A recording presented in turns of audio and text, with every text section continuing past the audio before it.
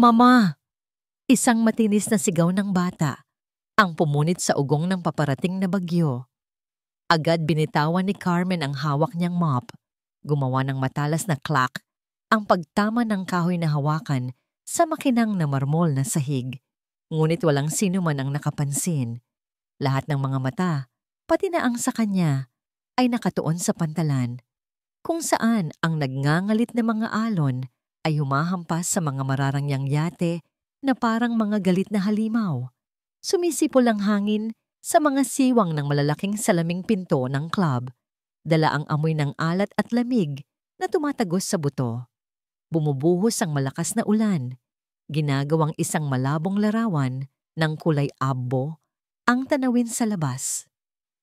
Sa loob, ang mga mayayamang miyembro ng Mendoza Yacht Club ay nagkukumpulan. Ang mga babaeng nakasuot ng mga disenyong damit ay nakayakap sa kanilang mga sarili. Maputla ang kanilang mga mukha sa takot. Ang mga lalaking nakamamahaling polo shirt ay nagtuturo sa labas, sumisigaw ng mga salitang walang kahulugan na hindi marinig ng sinuman. Nag-aalala sila sa kanilang mga ari-arian, sa kanilang mga bangka na binubugbog ng mga alon, ngunit hindi naririnig ni Carmen ang hangin. Hindi niya nakikita ang mga yate. Sa tainga niya, iisang tunog lang ang umuulit-ulit. Ang sigaw ng isang bata. Kumabog ng malakas ang puso niya sa kanyang dibdib. Hindi ito takot sa bagyo. Ito ay isang mas malalim na takot, isang udyok na nagpakuyom sa kanyang mga kamay at sa kanya nakita. Isang maliit na anyo na nagpupumigla sa gitna ng mga puting alon. Isang maliit na kamay ang desperadong iwinawagayway sa ibabaw ng tubig bago muling lamunin ng dagat. Ang bata. Si Diego, ang munting anak ni Sir Alejandro. Isang nakamamatay na katahimikan ang bumalot sa karamihan nang mapagtanto nila ang nangyayari. Naging estatwa sila sa kanilang kinatatayuan. Walang magawa. Ang ilan ay sumigaw. Ang ilan ay nagtakip ng bibig. Walang isa man ang gumalaw. Marahil ay natatakot silang masira ang kanilang mamahaling kasuotan. Marahil ay takot sila sa puot ng karagatan. Walang panahon si Carmen para isipin ang mga yon. Sa isang iglap, bumagal ang mundo para sa kanya. Nakita niyang muli ang maliit na kamay na yon. At alam niya kung ano ang dapat niyang gawin. Wala siyang yaman na kailangang protektahan. Isa lang ang buhay niya. At magiging walang kabuluhan ang buhay na yon kung manonood lang siya habang namamatay ang isang bata. Hinubad niya ang suot niyang uniforme ng janitor. Hinubad niya ang luma niyang sapatos. Tumakbo siya. Tumakbo siya sa makintab na sahig. Nilagpasan ang mga gulat na mukha ng mayayaman. Hindi niya narinig ang pagtawag nila sa kanyang pangalan. Itinulak niya ang salaming pinto at sumugod sa ulan. Parang latigo ang hampas ng hangin sa kanyang mukha. Ngunit hindi siya tumigil. Tumakbo siya sa kahoy na pantalan na yumayanig ng malakas at walang alinlangan. Tumalon siya sa nagyayolong tubig. Agad siyang niyakap ng lamig na tumatagos sa buto, ngunit dinaig ito ng adrenaline. Anak siya ng mangingisda. Ang dagat ay parehong kaibigan at kaaway. Natuto siyang lumangoy bago pa man matutong magbasa. Diego! Sigaw niya, basag ang boses sa gitna ng dagundong ng mga alon. Lumangoy siya gamit ang lahat ng kanyang lakas. Hindi inaalis ang tingin sa huling lugar kung saan niya nakita ang bata. Pilit siyang hinihila pababa ng mga alon, ngunit nilabanan niya ito. Bawat pag-unday ng kanyang braso ay isang panalangin. Sa wakas, narating niya ang bata. Wala na itong malay. Maputla ang munti niyang mukha. Ipinulupot niya ang kanyang braso sa dibdib nito. Pinanatiling nakalutang ang ulo nito at nagsimulang lumangoy pabalik sa pampang. Iyon ang pinakamabigat na laban ng buhay niya. Ang dagat ay tila gustong silang dalawa ay hilahin pababa. Ang kanyang mga baga ay nag-aapoy sa kakulangan ng hangin. Ang kanyang mga kalamnan ay sumisigaw sa pagod. Ngunit hindi siya sumuko. Inisip niya ang kanyang ina, ang kanyang kapatid, na naghihintay sa bahay. Inisip niya ang inosenteng mukha ng batang nasa kanyang mga bisig. Nang sa wakas ay sumayad ang kanyang mga paa sa buhangin, halos maubusan na siya ng lakas. Hinila niya si Diego papunta sa dalampasigan. Ang maliit na katawan nito ay malambot at walang buhay. Wala siyang panahon para matakot. Inihiga niya ang bata. Sinuri ang daanan ng hininga nito. Wala. Sinimulan niya ang chest compressions. 1, 2, 3, 4. Bulong niya sa sarili habang ang luha ay humahalo sa ulan sa kanyang mga pisngi. Diyos ko, tulungan niyo po ako. Dasal niya. Huminga ka, bata. Huminga ka. Nagpatuloy siya sa pagdiin bago bigyan ito ng hangin mula sa kanyang bibig. 1, 2. Ang mundo sa paligid niya ay nawala. Tanging siya, ang bata, at ang desperado niyang pagbibilang. At pagkatapos, isang mahinang ubo. Inubo ni Diego ang tubig dagat at umubo muli, mas malakas. Nagsimula siyang umiyak. Isang mahinang tunog, ngunit iyon ang pinakamatamis na tunog na narinig niya sa buong buhay niya. Napaluhod siya sa tabi ng bata, nanginginig sa lamig at pagod. Nagawa niya. Buhay ang bata. Sa sandaling iyon, isang pares ng mamahaling sapatos nakatad ang huminto sa mismong harapan niya. Tumingala siya. Isang lalaki ang nakatayo roon. Basang-basa sa ulan, ang mukha niya ay pinaghalong pagkasindak at matinding ginhawa. Nakatitig ang kanyang mga mata sa kanyang umiiyak na anak bago bumaling sa kanya. Si Sir Alejandro Mendoza. Lumuhod ito. Walang pakialam sa mamahalin niyang kasuotan na nabahira na ng buhangin. Niyakap niya ng mahigpit ang kanyang anak, nanginginig. Bago muling tumingin sa kanya, may namumuong luha sa mga mata nito. Salamat. Garalgal ang boses nito dahil sa emosyon. Salamat. Hindi ko alam kung paano. Isang tango lang ang naisagot ni Carmen. Masyadong pagod para magsalita. Sa sandaling iyon, sa gitna ng bagyo, nagtagpo ang kanilang mga mata. Ang isang nagpapasalamat na ama, ang isang matapang na babae. Isang koneksyon na nabuo sa gitna ng kaguluhan, ngunit ang panandaliang katahimikan ay nabasag. Alejandro, isang makapangyarihan at malamig na boses ang umalingaw-ngaw mula sa kanilang likuran. Isang matandang lalaki na may maayos na suklay na kulay pilak na buhok at tindig na puno ng awtoridad, ang papalapit, kasunod ang kanyang mga security guard.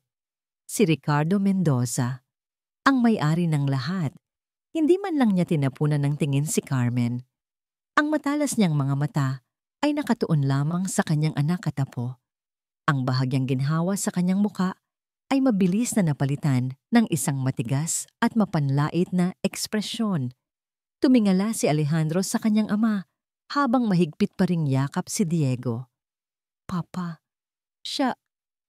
Iniligtas niya si Diego. Hindi sumagot si Ricardo Mendoza. Tinitigan niya ang kanyang anak. Pagkatapos ay ang kanyang nanginginig na apo.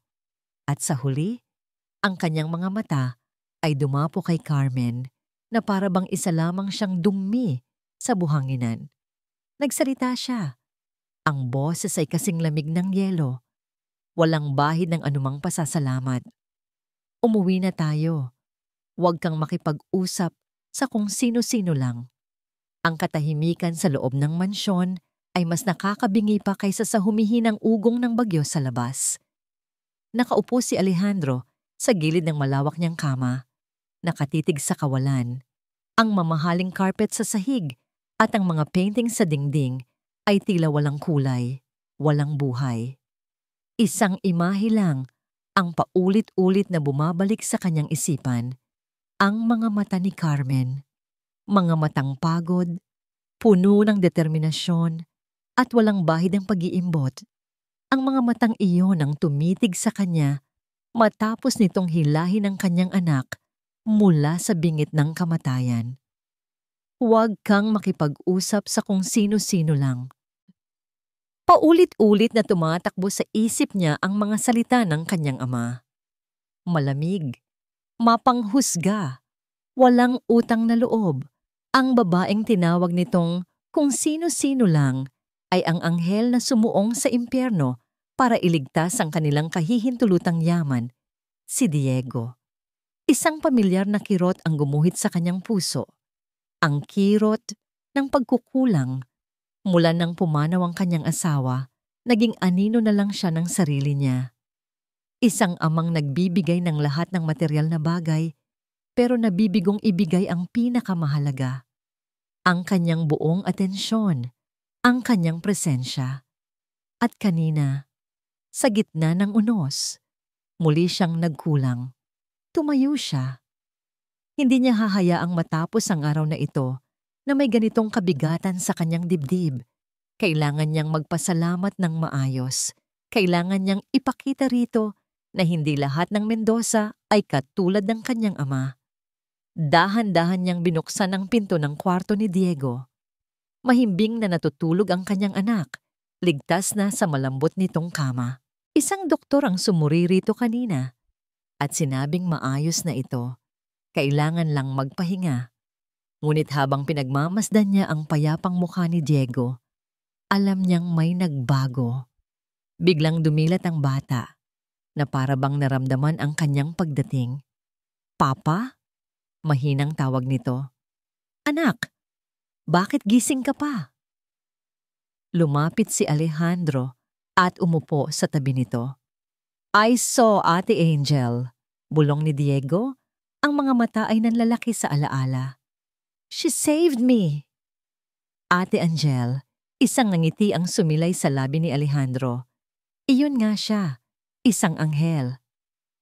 Oo, anak, she did. Can we see her? I want to say thank you. Mayroong kakaibang determinasyon sa boses ng kanyang anak. Isang kislap na matagal na niyang hindi nakikita. Ito na ang senyales na hinihintay niya. Sige anak, bukas na bukas, pupuntahan natin siya. Ngunit umiling si Diego. Now, Papa, please. Hindi niya matanggihan ang hiling ng anak. Ang pagmamaneho mula sa kanilang eksklusibong subdivision patungo sa lugar na ibinigay ng HR department ay tila paglalakbay sa dalawang magkaibang mundo. Ang malalawak at malilinis na kalsada ay napalitan ng makikitid at siksikang mga eskinita. Ang mga naglalakihang mansyon ay naging mga simpleng bahay na magkakadikit. Huminto sila sa harap ng isang maliit na bahay na may mga halaman sa paso na nakahilera sa bintana. Simple lang ito, ngunit malinis at may aura ng init na hindi niya nararamdaman sa sarili nilang mansyon. Bumaba sila ng sasakyan. Siya, na nakasuot pa rin ng mamahaling damit, at si Diego, na mahigpit ang kapit sa kanyang kamay. Kumatok siya sa pinto. Pakiramdam niya ay hindi siya nababagay sa lugar na yon. Bumukas ang pinto at bumungad sa kanila si Carmen. Nakasuot ito ng simpleng t-shirt at shorts, ang buhok ay nakatali lang. Nagulat ito nang makita sila at bahagyang namula ang mga pisngi nito. Sir Alejandro? Diego?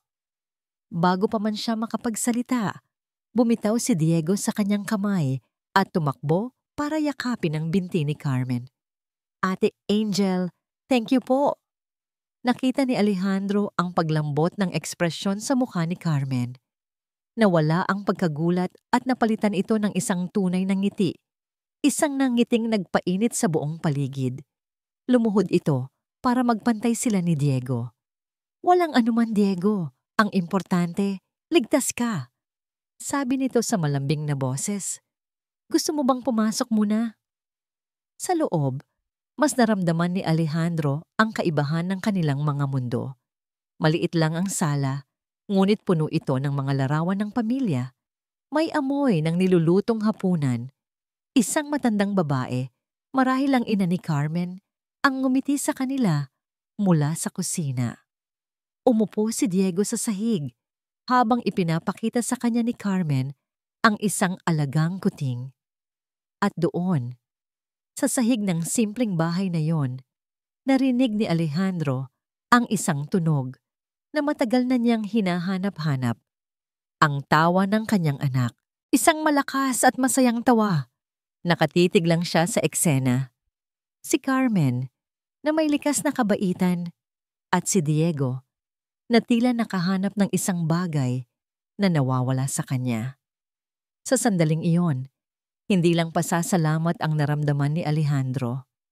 Mayroong paghanga. At may kung anong umusbong sa puso niya. Isang bagay na pamilyar, ngunit matagal nang natutulog. Nang sa wakas ay nagkaroon siya ng pagkakataon, iniabot niya ang isang sobre kay Carmen. Sa loob niyon ay isang tseke na may malaking halaga. Carmen, ito, para sa'yo. Alam kong hindi nito matutumbasan ang ginawa mo, pero tinitigan ni Carmen ang sobre. Pagkatapos ay tumingin ito sa kanyang mga mata. Dahan-dahan itong umiling. Sir, maraming salamat po, pero hindi ko po matatanggap yan. Pero bakit? Naguguluhang tanong niya. Dahil po ang pagligtas ng buhay walang presyo?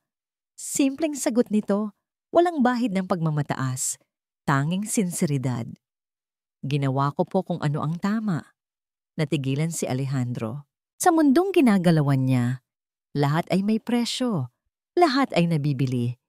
Pero ang babaeng nasa harap niya, na mas nangangailangan ng pera kaysa sa kanya, ay tinatanggihan ito dahil sa prinsipyo.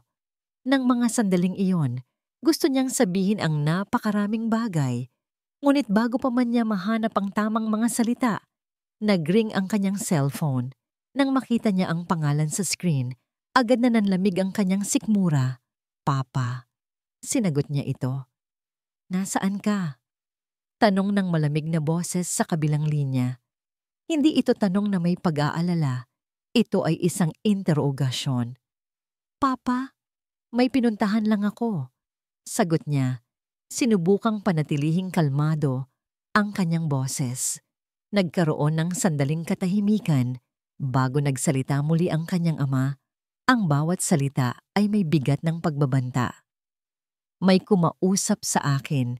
Nakikipagkita ka raw sa babaeng yon? Kinabukasan, pumasok si Carmen sa trabaho na may kakaibang gaan sa kanyang dibdib. Ang pagbisita ni Alejandro at Diego kagabi ay parang isang panaginip, isang mainit at magandang panaginip na ayaw na sana niyang magising. Ang tawa ni Diego ay tumatatak pa rin sa kanyang pandinig. Ang titig ni Alejandro, pinilig niya ang kanyang ulo. Trabaho, Carmen. Magtrabaho ka. Hindi siya pwedeng magpadala sa mga ganoong bagay. Iba ang mundo nila. Siya ay isang janitor at sila ay mga Mendoza. Hanggang doon na lang iyon. Ang mahalaga ay may trabaho siya para matulungan ang kanyang ina at mapag-aral ang kanyang kapatid na si Lisa. Carmen! Bati sa kanya ng kapwa niyang janitor na si Elena. Sikat ka na. Balita ko, ikaw daw ang superhero ng club kahapon. Isang nahihiyang ng ngiti lang ang isinukli niya. Nagawa ko lang ang dapat gawin, Elena. Habang naglilinis siya sa lobby, nararamdaman niya ang mga tingin ng ilang miyembro at empleyado. Ang iba ay may paghanga. Ang iba ay may halong inggit. Hindi niya ito pinansin at ipinagpatuloy lang ang kanyang trabaho. Pero bandang 10:00 ng umaga, habang nagpupunas siya ng mga salamin, tinawag siya ng kanilang supervisor. Carmen, pinapatawag ka ni Sir Ramirez sa opisina niya. Kinabahan siya. Si Sir Ramirez ang general manager ng club. Bihira itong magpatawag ng isang ordinaryong empleyado na tulad niya. Bakit daw po? Nagkibit-balikat lang ang supervisor niya. Ngunit may pag-aalala sa mga mata nito. Pumunta ka na lang daw. Habang naglalakad siya papunta sa opisina ng manager, kumakabog ng malakas ang kanyang dibdib. Inisip niya, baka bibigyan siya ng bonus o commendation dahil sa ginawa niya. Isang maliit na pag-asa ang umusbong sa puso niya. Pagpasok niya sa malamig na opisina, Nakaupo si Sir Ramirez sa likod ng malaki nitong lamesa. Hindi ito makatingin ng diretso sa kanya. "Maupo ka, Carmen," sabi nito sa formal na boses. Umupo siya, lalong lumakas ang kaba niya. "May mali." "Carmen," panimula ng manager, habang pinaglalaruan ng isang ballpen. "You've been a good employee. Masipag ka, at wala kaming naging problema sa'yo." Tumango lang siya, naghihintay sa kasunod. Huminga ng malalim si Sir Ramirez. Pero, "A decision has been made by the board. Dahil sa company policy violations, kailangan na naming i-terminate ang iyong kontrata, effective immediately." Para siyang binuhusan ng nagyayalong tubig. "Po? Anong violation po?" Hindi makapaniwalang tanong niya. "Wala po akong ginagawang masama." Sa wakas ay tumingin ito sa kanya, at sa mga mata nito, nakita niya ang awa. "The board considers your interaction with one of the club members yesterday as overly familiar. It's a security risk." "I'm sorry, Carmen. Wala akong magawa." Overly familiar? Security risk? Ang pagligtas sa buhay ng isang bata ay isang violation? Napatayo siya. Ang dugo ay umakyat sa kanyang mukha. Pinaghalong gulat, kahihiyan, at galit. Hindi na niya kailangang magtanong. Hindi na niya kailangang hulaan. Ang board na tinutukoy nito ay may iisang pangalan lang. Ricardo Mendoza. Ito ang ganti. Ito ang parusa sa paglapit niya sa pamilya nito. Ito ang unang dagok. "Naiintindihan ko po," sabi niya sa mahinang boses. Kahit ang gusto niyang gawin ay sumigaw. Tumango lang siya. Wala siyang sinabi. Dahil alam niya kung sino ang may gawa nito. At sa harap ng kapangyarihan ng isang Mendoza, anong laban ng isang hamak na janitor? Lumabas siya ng opisina na parang lumulutang. Kinuha niya ang kanyang mga gamit sa locker, nilagpasan ang mga nagtatakang tingin ng kanyang mga katrabaho. Hindi siya umiyak. Hindi pa. Masyadong malaki ang galit sa puso niya para sa mga luha. Ang paglalakad pauwi sa ilalim ng tirik na araw ay parang isang parusa. Bawat hakbang ay mabigat. Paano niya sasabihin ito sa kanyang ina? Paano ang pag-aaral ni Lisa? Ang maliit na pag-asa na naramdaman niya kaninang umaga ay naging abo. Tinangay ng malupit na hangin ng katotohanan. Pagdating niya sa bahay, nadatnan niya ang kanyang ina na nagluluto ng tanghalian. "Oh anak, ang aga mo yata." Masayang bati nito. Pinilit ni Carmen ang isang ngiti. "Half day lang po kami, ma. Medyo masama po ang pakiramdam ko." Pumasok siya sa kanyang maliit na kwarto. At doon, sa katahimikan, bumuhos ang mga luhang kanina pa niya pinipigilan. Isinubsob niya ang kanyang mukha sa unan at umiyak ng walang tunog. Umiyak siya sa galit. Umiyak siya sa kawalan ng pag-asa. Kasalanan ba niyang tumulong? Kasalanan bang maging mahirap? Nang biglang may kumatok sa pinto ng kanilang bahay. "Carmen, anak," tawag ng kanyang ina. "May bisita ka." Pinunasan niya ang kanyang mga luha at inayos ang sarili. Sino naman ang bibisita sa kanya? Naglakad siya palabas ng kwarto, handa nang sabihin kung sino man iyon na umalis na lang. Ngunit pagdating niya sa sala, natigilan siya. Nakatayo roon si Alejandro. Ang mukha ay puno ng pag-aalala at pagsisisi. Tila alam na nito ang nangyari. Hindi niya alam ang sasabihin. Gusto niyang isumbat dito ang lahat. Gusto niyang sabihin na layuan na sila nito. Pero bago pa man siya makapagsalita, humakbang ito palapit sa kanya. "Carmen," sabi nito sa boses na puno ng pighati. "Alam ko ang ginawa ng papa. Hindi ako papayag." Nakatayo si Alejandro sa harap ni Carmen. Ang mga salitang binitawan niya ay nakabitin sa hangin sa pagitan nila. "Hindi ako papayag." Ngunit sa mga mata ni Carmen, wala siyang nakitang ginhawa o pag-asa. Sa halip nakita niya ang pagod at isang pader na unti-unting itinatayo nito. "Sir Alejandro, huwag na po," mahinang sabi nito. Umiiwas ng tingin. Ayos lang po ako. Makakahanap din po ako ng ibang trabaho. Hindi ito tungkol sa paghahanap ng ibang trabaho, Carmen. Tungkol ito sa tama at mali. Giit niya. Ang pagsisisi ay parang asidong kumakain sa kanyang sikmura. Siya ang dahilan nito. Ang paglapit niya ang naglagay kay Carmen sa panganib. Ako ang haharap kay Papa. Kinaumagahan, ipinark ni Alejandro ang kanyang sasakyan sa harap ng Mendoza Tower, ang dambuhalang gusali na simbolo ng kapangyarihan ng kanilang pamilya. Bawat hakbang niya papasok sa lobby ay mabigat. Kilala niya ang kanyang ama. Hindi ito tumatanggap ng pagkatalo. Pagpasok niya sa opisina sa pinakatuktok ng gusali, nadatnan niya si Ricardo na nakaupo sa likod ng malaking mahogany desk, abala sa pagpirma ng mga dokumento. Ang buong silid ay amoy kapangyarihan, mula sa mamahaling leather na upuan hanggang sa tanawin ng buong syudad mula sa salaming dingding. Papa, simula niya, sinisikap na panatilihing kalmado ang kanyang boses. Hindi man lang nag-angat ng tingin si Ricardo. Kung nandito ka para sa babaeng yon, umalis ka na. Marami akong ginagawa. Ibabalik mo siya sa trabaho, mariing sabi ni Alejandro. Hindi ito pakiusap. Ito ay isang utos. Doon lang tumigil sa pagsusulat ang kanyang ama. Dahan-dahan itong nag-angat ng tingin at ang mga mata nito ay kasing lamig ng yelo. At bakit ko gagawin yon? Dahil iniligtas niya ang buhay ng apo mo. Dahil wala siyang ginawang masama. Dahil ito ang tama. Tumaas na ang boses ni Alejandro.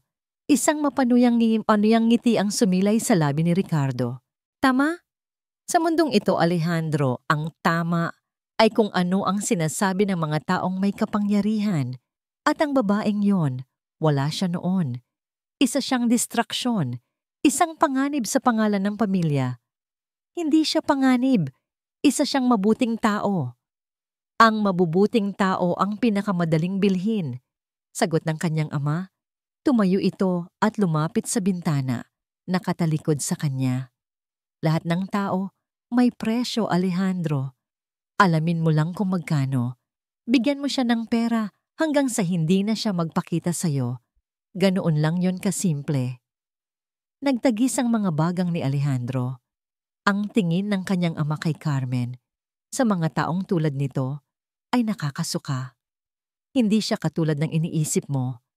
Humarap si Ricardo, naging matalim ang kanyang tingin. Kung gayon, patutunayan ko sa'yo. Kapag hindi mo siya tinigilan, sisiguraduhin kong magiging impyerno ang buhay niya. At makikita mo, lahat ng tao, kapag nagipit, kakapit sa patalim. Kahit pa ang anghel mo. Walang nangyari sa usapan nila. Lumabas si Alejandro sa opisina na nag-aalab sa galit at kawalan ng pag-asa. Nabigo siyang protektahan si Carmen.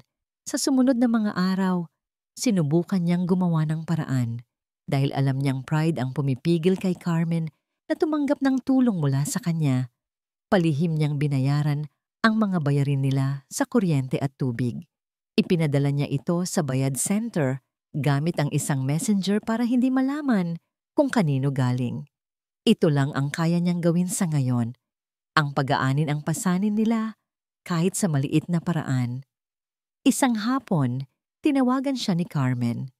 Sir Alejandro, gusto ko lang pong malaman kung kayo po ba ang... Huminto ito, tila naghahanap ng tamang salita.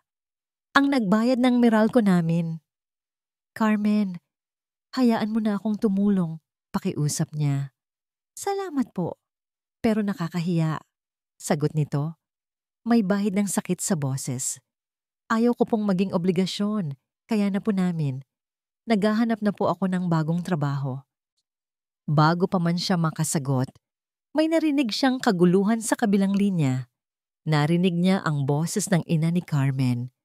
Carmen, anak, ano to? Ma, ano po yan?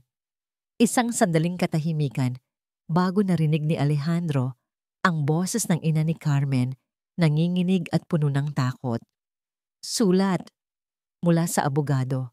Pinapaalis na tayo sa tinitirhan nating lupa.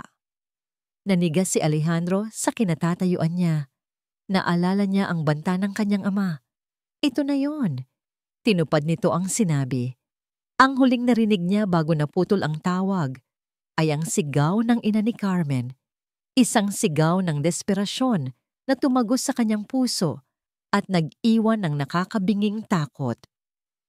Hindi nila pwedeng kunin ang lupang ito. Ito na lang ang natitira sa atin mula sa papa mo. Ang sala ng kanilang maliit na bahay ay tila biglang lumiit at sumikip. Ang hangin ay naging mabigat, puno ng takot at hindi masagot na mga tanong. Nakakuyom ang mga kamay ng kanyang ina sa sulat na nagbabantang kunin ang lahat sa kanila. Ang papel ay lukot na sa kanyang nanginginig na palad. Nakatayo si Alejandro sa isang sulok, parang estatwa. Ang mukha ay maputla at hindi makapaniwala. Baka nagkakamali lang sila, ma. Sabi ni Carmen, sinusubukang maging kalmado para sa kanyang ina. Kahit na ang sarili niyang puso ay kumakarera na. Tatawagan ko po ang abogado. Hindi sila nagkakamali. Putol sa kanya ni Aling Flora, ang boses nito ay basag at puno ng isang emosyon na ngayon lang niya narinig. Isang halo ng matagal nang kinikim-kim na galit at pighati. Alam niya, alam ni Ricardo Mendoza kung ano ang halaga ng lupang ito. Ricardo Mendoza, ulit ni Carmen. Ang pangalan ay tila lason sa dila ng kanyang ina. Biglang tumayo si Aling Flora at naglakad patungo sa kanilang lumang aparador. Mula sa ilalim, hinila nito ang isang maliit at maalikabok na baul na kahoy. Ang baul na laging sinasabi ng kanyang ina na naglalaman ng mga alaala ng kanyang ama. Nanginginig ang mga kamay nito habang binubuksan ng takip. Ang amoy ng lumang papel at natuyong panahon ay sumingaw sa hangin. Sa loob, may mga ilang lumang dokumento at isang maliit na album ng litrato. Kinuha ni Aling Flora ang album at binuklat ito.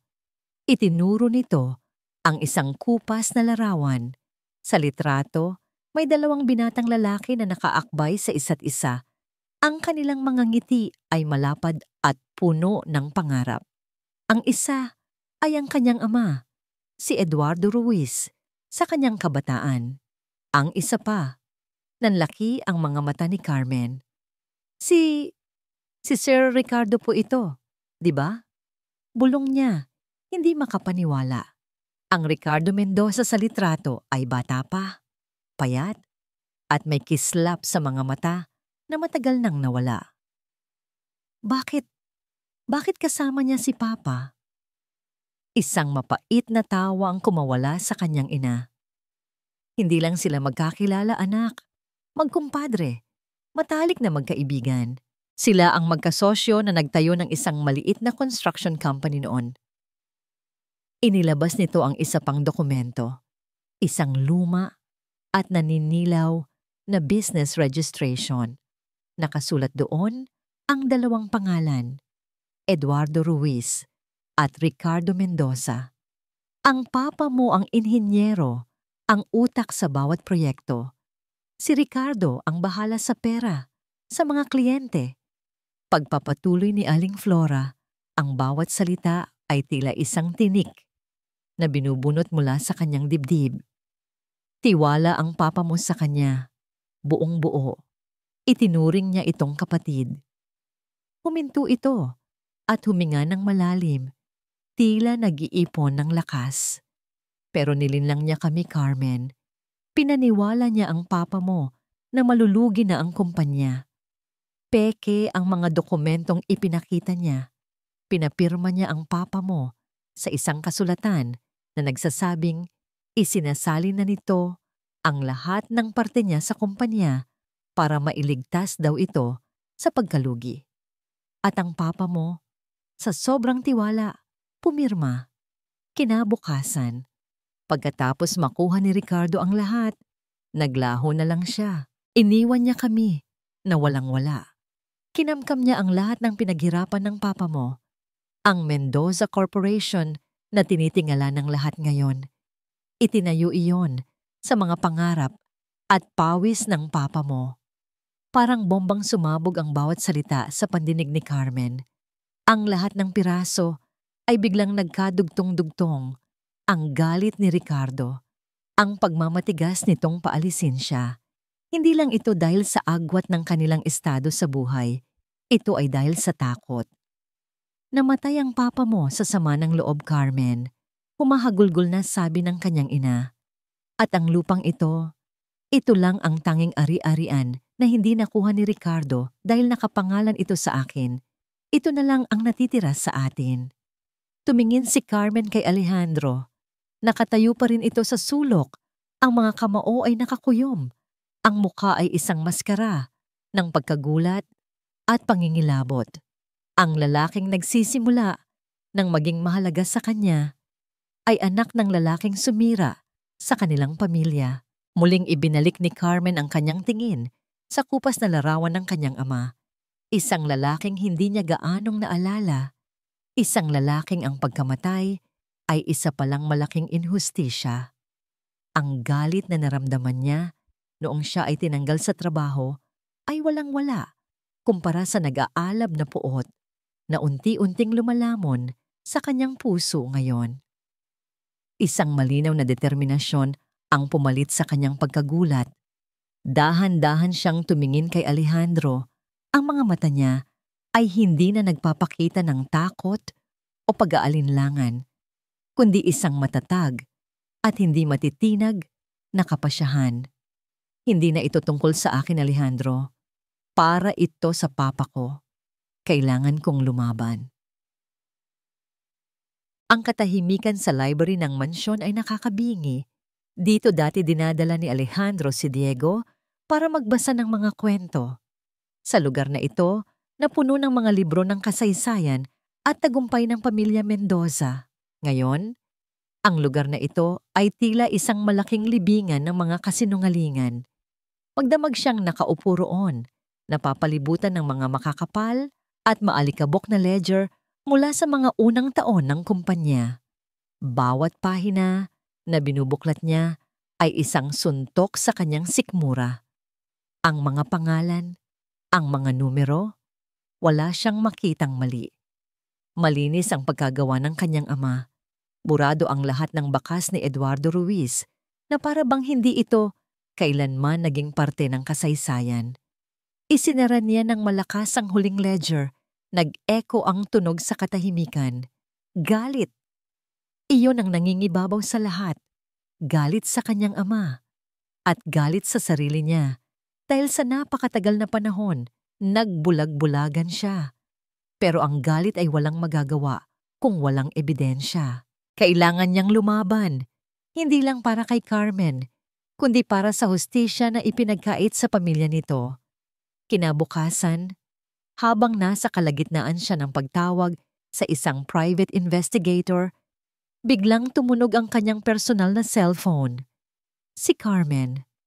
"Hello, Car." "Alejandro." Narinig niya ang nanginginig na boses nito sa kabilang linya. May halong takot. "Nandito ako sa palengke. May dalawang lalaking hindi pamilyar na kanina pa sumusunod sa akin." Agad na nanayo ang mga balahibo sa kanyang batok. "Nasaan ka eksakto? Huwag kang aalis diyan. Maghanap ka ng maraming tao. Pupuntahan kita."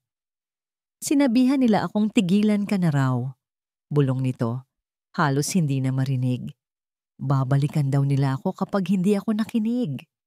"Carmen, makinig ka. Huwag kang matakot. Papunta na ako." Pagkababa niya ng telepono, agad niyang tinawagan ang hepe ng kanyang personal na security. Sa loob ng 10 minuto, bago pa man siya makarating sa palengke, may 2 bodyguard na nakasibilyan na ang nagbabantay kay Carmen mula sa malayo. Nang makita niya si Carmen sa gitna ng maraming tao, namumutla at mahigpit ang hawak sa kanyang bayong. Isang nag-aalab na galit ang kumulo sa loob niya. Nilapitan niya ito at hinawakan sa braso. "Ayos ka lang?" tanong niya. Ang boses ay mahinahon ngunit may diin. Tumango lang ito, ngunit nakita niya ang takot sa mga mata nito. Dinala niya ito sa kanyang sasakyan at pinaandar palayo sa lugar na yon. Mula ngayon, sabi niya habang nagmamaneho, ang mga kamay ay mahigpit na nakakapit sa manibela. May 2 tao na magbabantay sa inyo ng pamilya mo.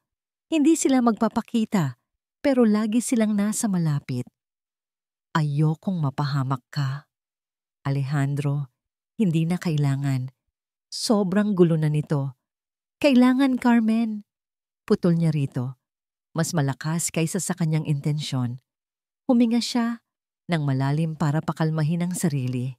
Kasalanan ko to. Hayaan mo akong protektahan ka. Nang gabing iyon, hindi siya mapakali.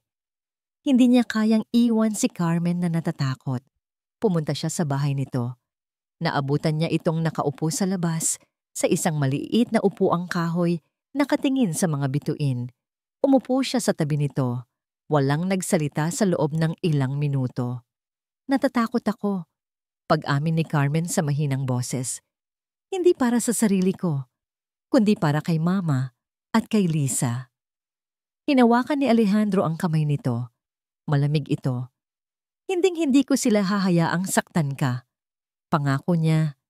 Tinitigan niya ito sa mata para ipakita ang kanyang sinseridad. Haharapin natin to ng magkasama.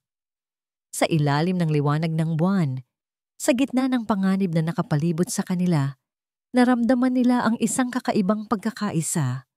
Hindi na sila ang amo at ang janitor. Sila ay 2 taong pinagbuklod ng isang nakaraang puno ng kasalanan at isang hinaharap na kailangan nilang ipaglaban. Kinabukasan, buo na ang kanyang loob. Haharapin niyang muli ang kanyang ama. Ngunit sa pagkakataong ito, hindi para makiusap, kundi para magbigay ng babala. Pagdating niya sa mansyon, nadatnan niya si Ricardo sa sala, kalmadong nagbabasa ng dyaryo na para bang walang nangyayari. Pinadalhan mo ba ng mga tao si Carmen? Diretsong tanong ni Alejandro. Ibinaba ng kanyang ama ang dyaryo. Ang mukha ay walang emosyon. Isang paalala lang yon na seryoso ako sa mga sinasabi ko. Kung may mangyaring masama sa kanya o sa pamilya niya, Papa, nagsimula si Alejandro. Ang bawat salita ay may bigat. Pinutol siya ni Ricardo. Tumayo ito at hinarap siya ng buong buo. Ang boses ay naging mapanganib na kalmado. Kung hindi ka titigil, Alejandro, hindi lang buhay niya ang sisirain ko. Sisiguraduhin kong hindi na makakatapos ng pag-aaral ang kapatid niya sa kahit saang unibersidad sa Pilipinas. Sisiguraduhin kong walang magbibigay ng trabaho sa nanay niya. At ikaw, itinuro siya nito. Manonood ka lang habang unti-unti kong winawasak ang lahat ng mahalaga sa kanya. Hanggang sa siya na mismo ang lumuhod at magmakaawang layuan mo na siya. Nakatitig lang si Alejandro, nanlalamig sa sinasabi ng sariling ama. Layuan mo siya, anak. Pagtatapos ni Ricardo, ang boses ay isang malamig na ultimatum. O panoorin mo kung paano ko sila durugin na parang mga langgam. Ang mga sumunod na araw ay itila isang mahabang bangungot. Ang banta ni Ricardo Mendoza ay hindi na natiling salita lamang. Naging isa itong malupit at mabilis na katotohanan na unti-unting dumurog sa kanilang pamilya. Isang hapon, umuwi ang kapatid niyang si Lisa mula sa unibersidad. Humahagulgol. Sa kamay nito ay isang sulat mula sa Dean's office. Ate, hikbi nito, halos hindi makapagsalita. Tinanggalan ako ng scholarship at sinabihan akong hindi na daw ako pwedeng mag-enroll ulit. Ano, bakit daw? Tanong ni Carmen. Kahit alam na niya sa kaibuturan ng kanyang puso ang sagot. Wala silang sinabing dahilan, ate. Sabi lang, administrative decision daw. Niyakap ni Lisa si Carmen ng mahigpit. Paano na ang pangarap ko? Gusto kong maging guro. Habang pinapatahan niya ang kanyang kapatid, naramdaman ni Carmen ang isang matalim na kirot sa kanyang dibdib. Pangarap. Ang pangarap ng kanyang kapatid ay sinisira dahil sa kanya. Kinabukasan, ang kanilang ina naman ang umuwing luhaan. Ang maliit na karinderya kung saan ito nagtatrabaho bilang kusinera ay biglang nagsara. Ang dahilan, biglang binawi ng may-ari ng pwesto ang kontrata sa pag-upa. At ang may-ari ng pwesto ay isang kumpanyang konektado sa Mendoza Corporation. Ang bawat dagok ay mas mabigat kaysa sa nauna para silang mga isdang sinasakal sa isang tuyong lupa. Ang kanilang munting mundo ay ginigiba, piraso bawat piraso, ng isang makapangyarihang kamay na hindi man lang nila nakikita. Ngunit ang pinakamasakit sa lahat ay ang makita si Alejandro. Gabi-gabi itong pumupunta, ang muka ay puno ng sakit at kawalan ng magawa. Nag-aalok ito ng pera, ngunit anong magagawa ng pera kung ang mismong sistema ay laban sa kanila? Ikinuwento nito na sinubukan nitong gamitin ang sarili niyang pera mula sa bangko. Ngunit natuklasan niyang na-freeze na pala ng kanyang ama ang lahat ng kanyang personal na account. Isa na rin siyang bilanggo. Isang gabi, habang nakaupo sila sa labas, tahimik na pinagmamasdan ng dilim, nakita ni Carmen ang lalim ng paghihirap sa mga mata ni Alejandro. "Kasalanan ko to lahat, Carmen." Bulong nito, ang boses ay basag. "Dahil sa akin, nasisira ang pamilya mo. Dahil sa akin, nawawala ang mga pangarap ninyo." Sa sandaling iyon, isang malinaw at masakit na katotohanan ang tumatak sa isipan ni Carmen. Hanggat nasa tabi niya si Alejandro, hindi sila titigilan ni Ricardo. Hindi ito titigil hanggat hindi sila nakikitang durog na durog. At sa laban na ito, sila ang laging talo. Hindi niya kayang isakripisyo ang kinabukasan ng kanyang pamilya para sa isang pag-ibig na tila simula pa lang ay isinumpa na. Kailangan niyang gumawa ng desisyon, ang pinakamasakit na desisyon sa buong buhay niya. Kinabukasan, tinawagan niya si Alejandro at sinabing kailangan nilang magkita. Sa parke kung saan minsan silang naglakad-lakad kasama si Diego, dumating si Alejandro, may pag-asa sa mga mata. Pero agad itong napawi nang makita ang kanyang malamig at walang emosyong mukha. "Kailangan na nating itigil to, Alejandro," sabi niya. Sinisikap na patatagin ang kanyang boses. Bawat salita ay parang bubog na sumusugat sa kanyang lalamunan. Anong ibig mong sabihin?" "Pagod na ako," sabi niya. Iniiwas ang tingin. "Pagod na akong lumaban.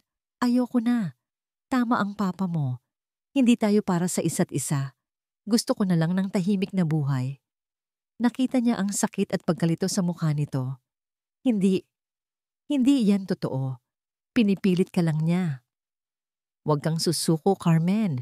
Lalaban tayo." "Wala na tayong ipaglalaban." Medyo tumaas ang boses niya. Ginagamit ang galit para itago ang sakit. "Tingnan mo kung anong nangyari sa atin. Sirang-sira na kami. At para saan? Para sa isang bagay na imposible?" Hinawakan ni Alejandro ang kanyang mga kamay. Mainit ang mga ito kumpara sa nanlalamig niyang balat. "Mahal kita, Carmen. Huwag mong gawin to." Ang mga salitang yon, ang mga salitang matagal na niyang gustong marinig, ay siya ngayong tumutusok sa kanyang puso. "Pero hindi kita mahal, Alejandro." Pagsisinungaling niya, at iyon ang pinakamasakit sa lahat. "Akala ko lang siguro. Pero mali ako. Pakiusap, layuan mo na kami." Binitawan niya ang kamay nito. Ang init ay nawala. "Hindi totoo yan. Pinipilit ka lang niya. Sabihin mo sa akin ang totoo, Carmen." Pagmamakaawa nito, ang boses ay nanginginig na. Isang butil ng luha ang pumatak mula sa kanyang mata, ngunit mabilis niya itong pinunasan. Umiling lang siya. Pagkatapos ay tumalikod siya at nagsimulang maglakad palayo. Bawat hakbang ay parang isang milya. Naririnig niya ang pagtawag nito sa kanyang pangalan, ngunit hindi siya lumingon. nagsimulang umambon. Ang maliliit na patak ng ulan ay humalos sa kanyang mga luhang hindi na niya mapigilan. Naglakad lang siya ng naglakad, palayo sa lalaking mahal niya, palayo sa nag-iisang pag-asa na minsan niyang naramdaman, tungo sa isang madilim at walang katiyakang bukas. Ang bawat sulok ng malawak na library ay tila nangungutya kay Alejandro. Ang mga libro sa istante, mga kwento ng tagumpay at kapangyarihan ng mga Mendoza ay parang mga batong nakadagan sa kanyang dibdib. Hawak niya ang isang baso ng mamahaling alak, ngunit hindi niya ito iniinom. Tinititigan niya lang ang kulay gintong likido, habang ang imahe ni Carmen na naglalakad palayo sa ilalim ng ulan ay paulit-ulit na ipinapalabas sa kanyang isipan. Hindi kita mahal, Alejandro. Ang mga salitang iyon ay kasinungalingan. Alam niya, nakita niya ang sakit sa mga mata nito habang sinasabi iyon. Ngunit ang sakit ng pagkarinig sa mga salitang iyon ay totoo. At halos madurog siya nito. Kinuha niya ang kanyang cellphone at tiningnan ang isang litrato. Silang tatlo ni Diego sa parke, sa isang sandaling ninakaw nila mula sa magulong mundo. Ang ngiti ni Diego ay abot tenga. Ang ngiti ni Carmen ay totoo at maningning. At siya, mukha siyang buo. Mukha siyang masaya.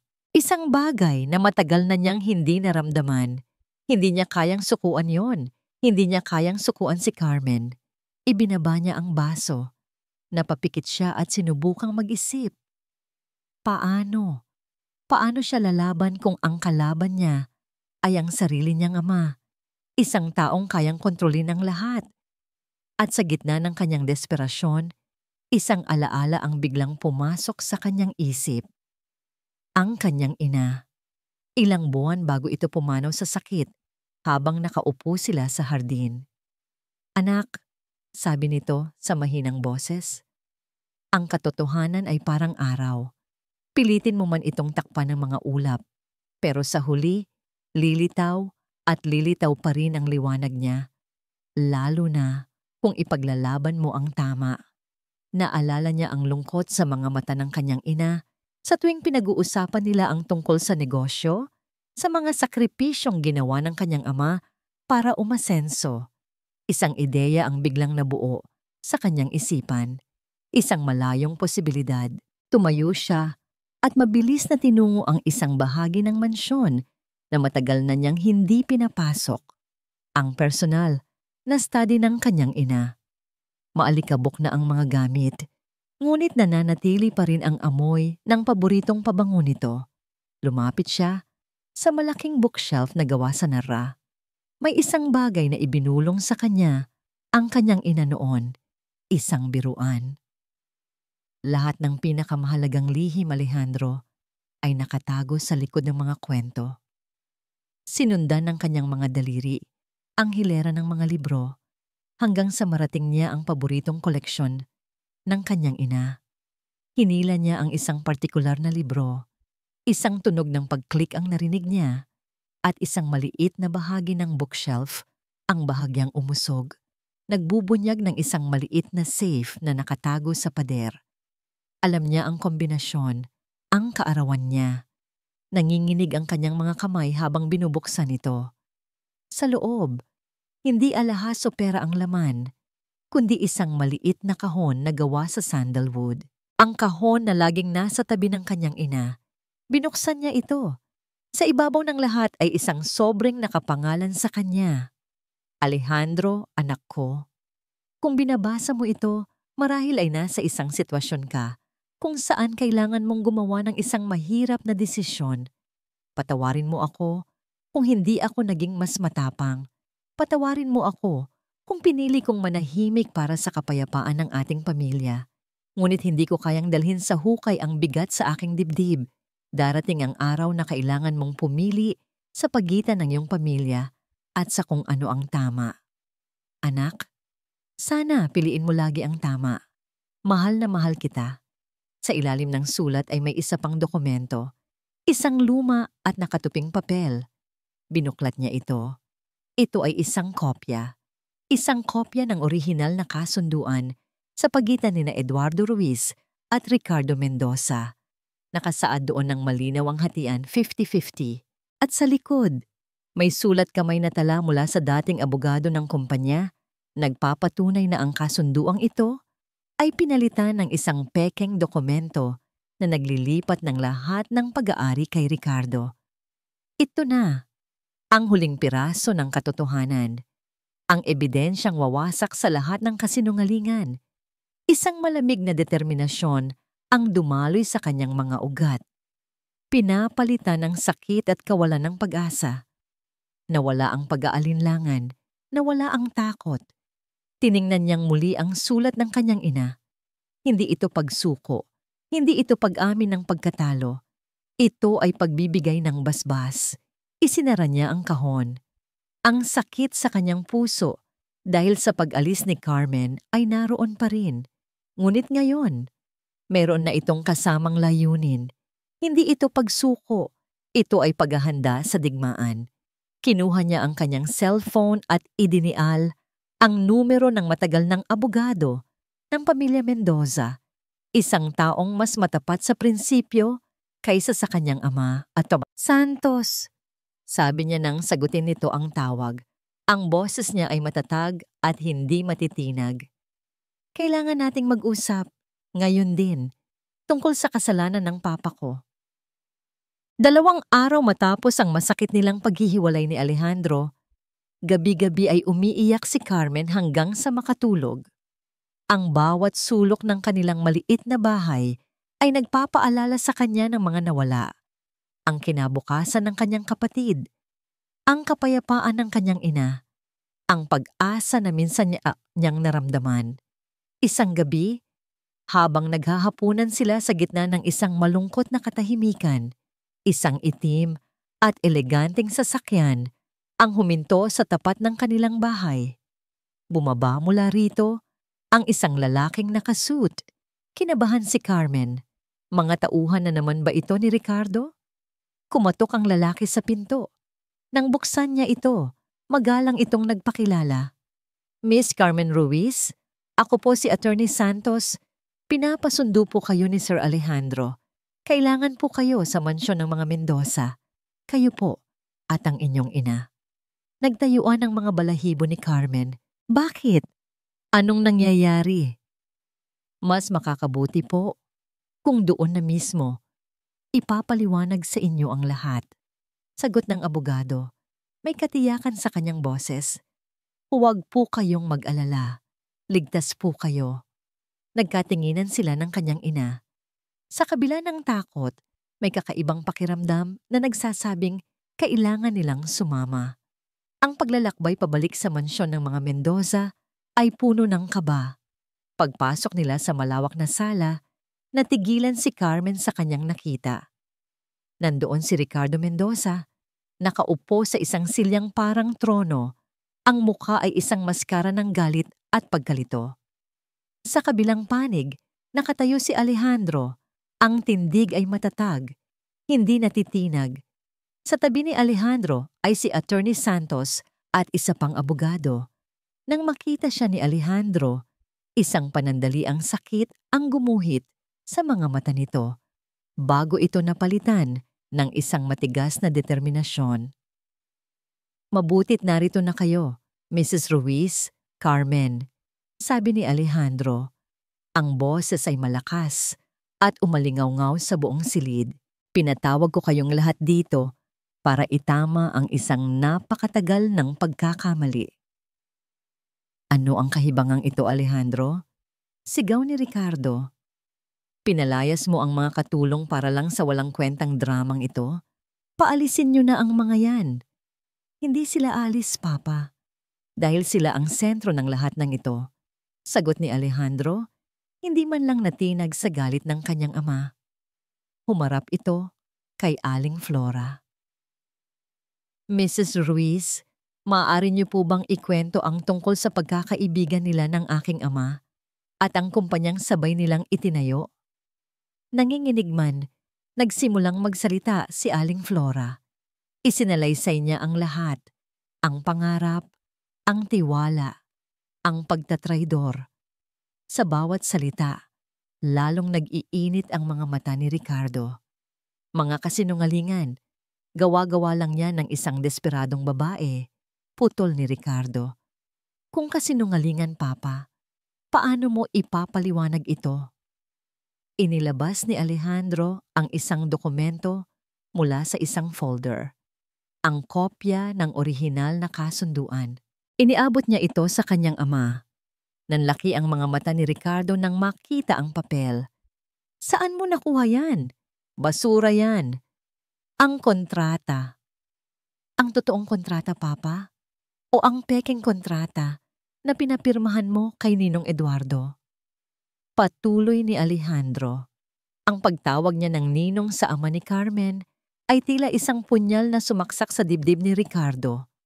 At kung kailangan mo pa ng patunay, inilabas ni Alejandro ang isa pang papel, ang sulat ng kanyang ina. Hindi niya ito binasa ng malakas. Dahan-dahan lang siyang naglakad at iniabot ito sa kanyang ama. Habang binabasa ni Ricardo ang sulat ng kanyang yumaong asawa, unti-unting gumuho ang kanyang matigas na depensa. Ang kanyang mga balikat ay nanghina. Ang kulay sa kanyang muka ay nawala.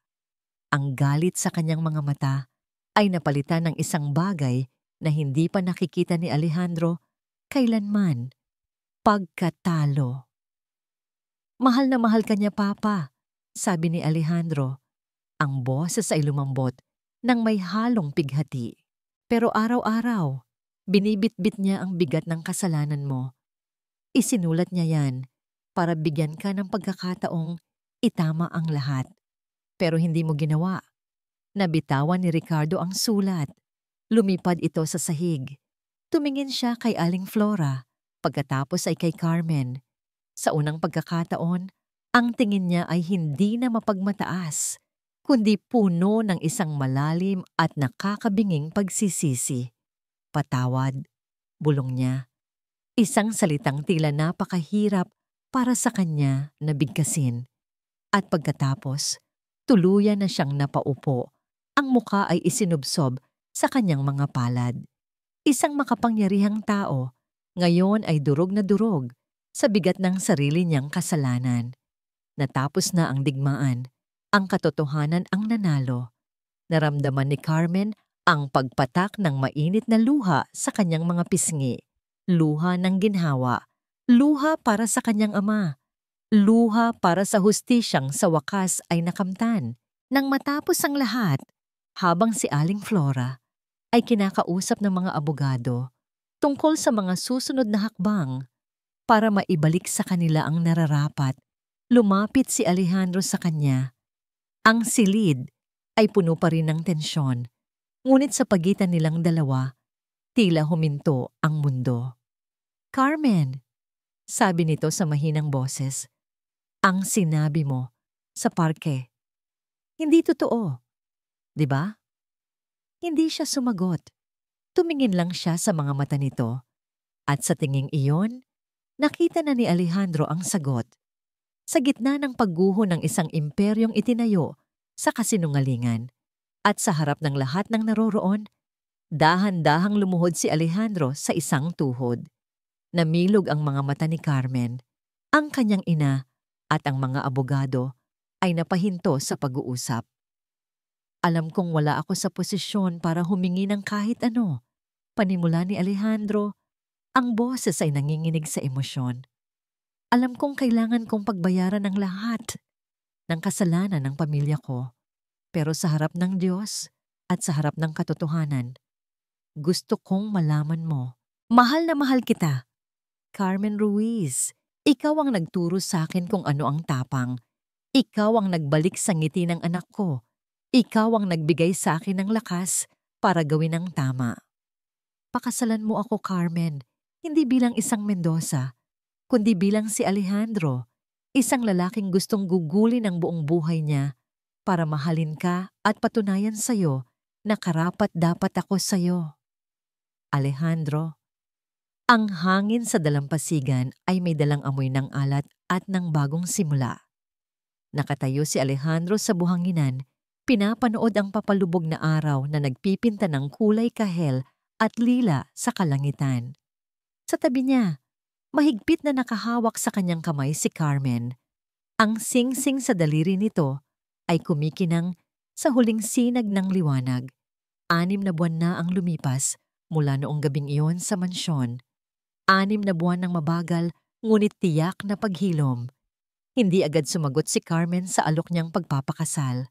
Sinabi nitong kailangan nila ng panahon. Panahon para ayusin ang lahat. Panahon para tunay na magkakilala nang walang anino ng nakaraan.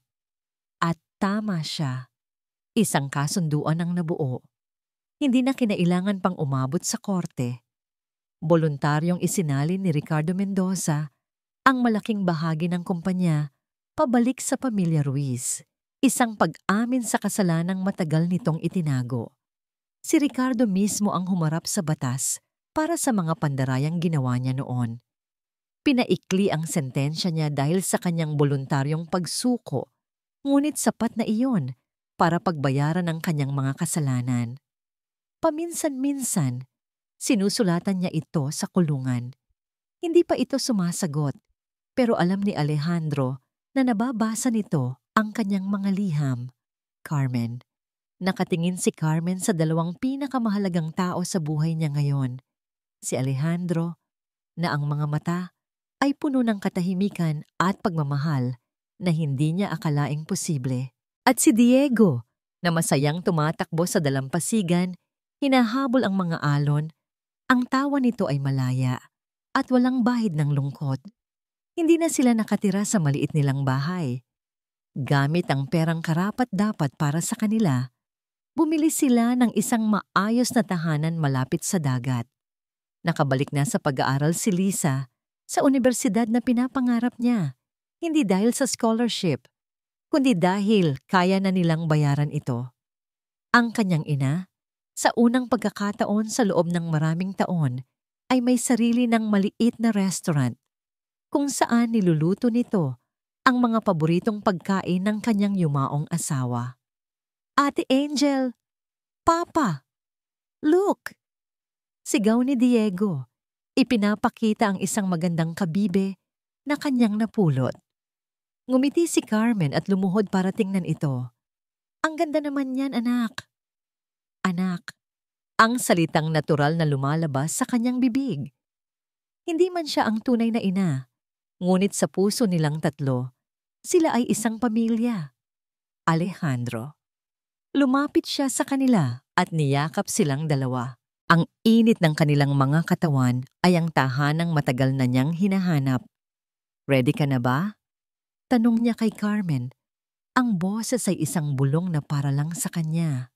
Bukas ang araw ng kanilang kasal. Isang simpleng seremonya lang sa isang maliit na simbahan, kasama ang mga taong tunay na nagmamahal sa kanila. Tumingin sa kanya si Carmen. Ang mga mata nito ay nagniningning. Oo, sagot nito. Handang-handa na. Bumaling si Alejandro sa dagat. Naalala niya ang araw ng bagyo. Ang araw na halos mawala sa kanya ang lahat. Ngunit ang unos na yun din ang nagdala sa kanya kay Carmen. Ang anghel sa gitna ng unos. Carmen. Habang magkayakap silang tatlo, pinagmamasdan ang paglubog ng araw. Alam ni Carmen na ang kwento nila ay hindi perpekto. Nagsimula ito sa trahedya, dumaan sa kasinungalingan, sakit at paghihirap. Ngunit dito sa dalampasigang ito, sa pagtatapos ng isang araw at sa pagsalubong sa isang bagong umaga, nahanap nila ang kanilang kapayapaan. Ang pag-ibig na patunayan niya ay hindi tungkol sa pag-iwas sa mga bagyo ng buhay. Ito ay tungkol sa paghahanap ng isang taong sasamahan kang sumuong dito. Isang taong hahawak sa iyong kamay hanggang sa muling sumikat ang araw. At habang pinipisil ni Alejandro ang kanyang kamay, at habang nakasandal ang ulo ni Diego sa kanyang balikat, alam ni Carmen ng buong puso at kaluluwa. Nasa tahanan na siya At dito nagtatapos ang kwento ni na Carmen at Alejandro. Isang kwentong isinulat ng bagyo at tinapos ng payapang paglubog ng araw. Maraming, maraming salamat sa inyo, aming mga minamahal na tagapakinig, sa pagsama sa amin sa bawat kabanata, sa bawat pagpatak ng luha, at sa bawat tibok ng puso. Isang karangalan ang ibahagi sa inyo ang kanilang paglalakbay. Habang isinusulat ko ang kwentong ito, hindi ko maitatanggi na ang pinakamabigat na bahagi ay ang eksena sa parke, kung saan kinailangan ni Carmen na bitawan ang lalaking mahalan niya para iligtas ang kanyang pamilya.